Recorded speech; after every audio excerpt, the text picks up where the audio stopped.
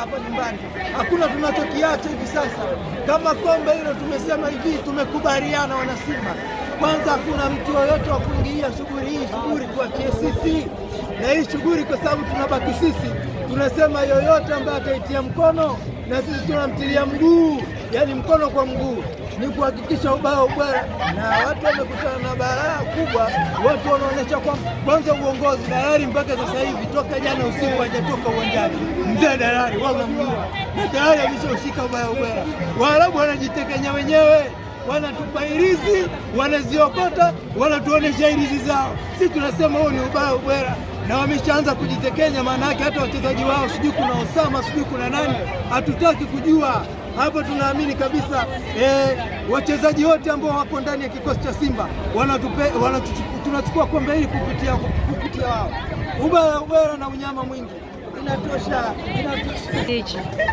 Sisi tunajiamini kwa maana ya kwamba timu iko vizuri na kikosi kiko vizuri, lakini kuna mambo mawili ambayo yako vizuri hivi sasa. Cha kwanza kabisa, tuna timu bora, timu ambayo imetufikisha katika hatua hii na timu ambayo inachukua kombe hili. Hii ni timu ambayo hatujawahi kuipata timu bora kiasi hiki. Lakini ya pili ni kuhakikisha kwamba njia zote za mashabiki wasiohusiana na Simba tumezifunga mkono, tumehakikisha tumezidhibiti. Kwa tunaamini kwamba ubaya ubwela unaenda kutokea.